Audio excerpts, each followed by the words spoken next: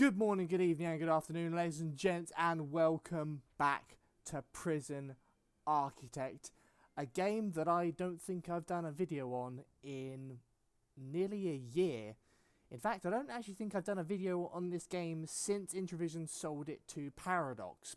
Now, in that time, there's been a few little hotfixes and a few little updates and stuff here and there, but there's not been anything major. However, that changed last week when they announced that they were bringing out the first ever DLC for Prison Architect, along with a free update. So, we have the Psych Ward DLC, and we also have the Sneezer update. Not quite sure why they've called it a Sneezer update, but hey ho, it's their game. So, I'm going to be making two videos, one on the free Sneezer update game and the other on the Psych Ward DLC. So without further ado, let's jump right in to the Sneezer update.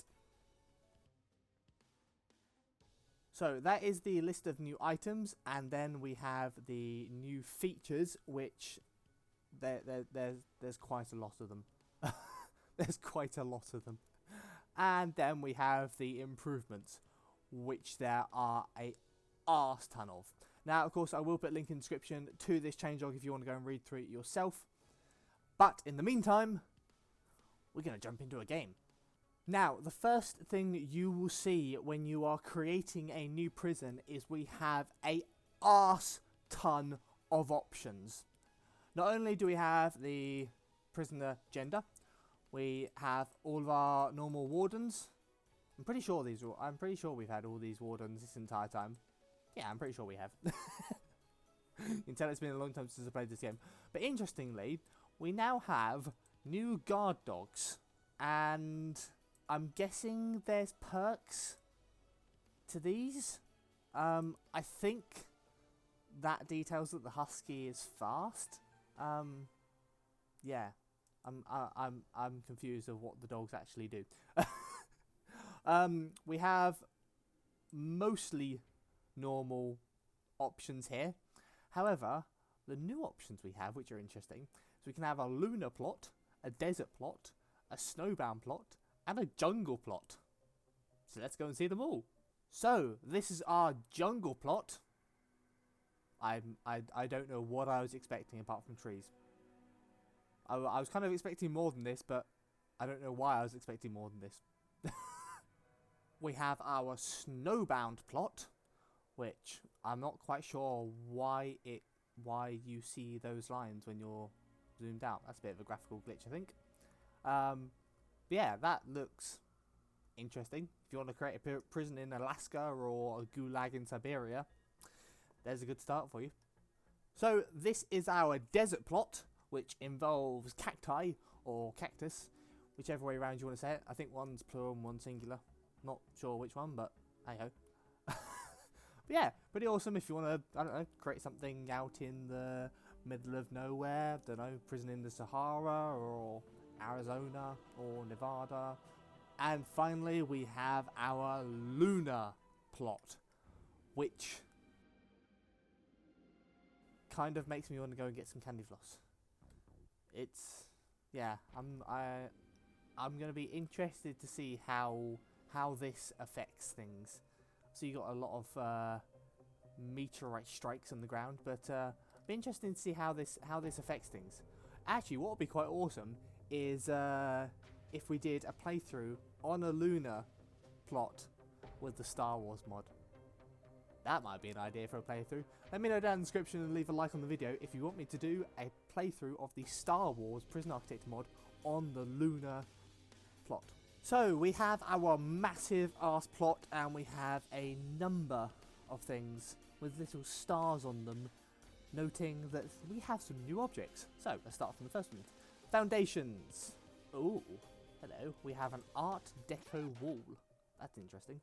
Right, I'm going to do a bit of tomfoolery and get some cheats and stuff in with my dev menu so that we can get all these things up and running and let you see them. So we have our standard white wall, we have our tiled wall, our Art Deco wall, which is interesting, kind of reminds me of some Aztec town. We have our Oriental wall, which just reminds me of a padded cell, and our Yutani wall, which only allows me to think of Wayland's Yutani and absolutely nothing else. But regardless, those are our new foundation walls, and next we'll have our walls and doors. Let's go and see them.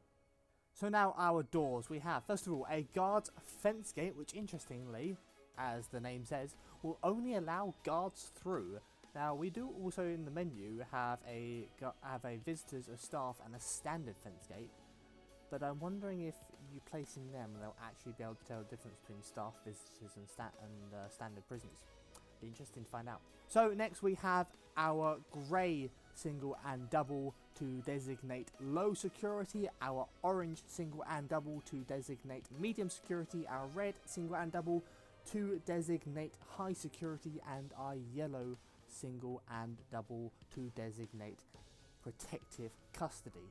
Interestingly, we do not have a colour to designate for Supermax or Death Row, which is an interesting choice, but hey ho. So I'm wondering if these coloured doors only signify which area of prison you are entering, or whether they will actually block or shut if a different designation of prisoner is trying to get through them. If so, that's going to be a very, very helpful way of kind of sealing off riots and stuff from different segments of security, and sealing off people from trying to get to your protective custody, guys, rather than just designating a couple of guards in the protective custody area. We also have a secret door labelled as a bookcase, which will be very interesting to see which of the security or guards or staff or whoever can actually use it. And I'm wondering if once someone sees it opening, will they then be able to use it because they know it's there? That'll be very interesting to find out. So next up we have our sandstone floors, our limestone floors, a lunar floor for some reason. I didn't know you could bring lunar ground or soil back to Earth, not in that quantities anyway. And something called grass and stone, which quite frankly I think looks absolutely horrific. Now an interesting thing is that while the guys were putting this together, a little crack appeared. So I'm wondering if as people walk over, it hasn't happened to any of the others as far as I can tell, I'm wondering if as people walk over the sandstone tiles, they slowly deteriorate, which, you know, tiles do deteriorate, but it's interesting that only one of them has gotten a crack in it. So I'll be interested to see if we lay down a whole load in the prison, if they will all start developing cracks and have to be repaired after a while. So what I thought you could do with these grass corners is, well, make a corner. But what I've accidentally done is kind of make a Christmas tree. Let's give that another go. So in using those corners, I have not only taken the corners off of very jagged or very sharp edges, but I've also managed to make myself a diagonal path. Now it'll be interesting to see how the AI cope with this kind of thing. I'm sure they've been coded already to actually cope with it, but it'll be interesting to see if they do manage to cope with it. Now, I just wanted to very quickly jump over objects into logistics for a cell status. Now, cell status will, as it says, show you the status of a cell to show you whether it is occupied or whether it is vacant. I'm pretty sure we could already see that in one of the deployment menus. I have a feeling we could. Now, however, we get into the fun. Because there is a metric ton of new stuff that we need to look at. Don't worry, the quick build doesn't have anything new in it. I don't know why it has a star over it. But we have the objects, and then we have one or two more things to look at. But let's first get through the objects. So, ladies and gents, we have all the objects placed out, and my god, there's some cool stuff, but there's some really silly stuff as well. So we will go through the list. So we have our wooden stool, our wooden table, our table of oak. Table of oak? No, our oak wooden table. I did try and put some trees down, but they didn't want to. Well, one, be put down, and two, even with my dev menu, I can't spawn in fully grown trees. So you'll have to find the joy of seeing these lovely trees grow yourself. We have our oak bench, our park bench, 2 little plants of a cactus and a standard plant, an outdoor table, which is interesting, a tire stack, which according to the spawn menu acts as a wall, so your prisoners and your guards and everyone will treat it as a wall and go around it. Not entirely sure why we would have tire stacks, but hey ho. We have a doormat, which for some reason looks really like a tray of eggs. A full-on guard tower, a corner guard tower. I'll just avoid the inside stuff for now.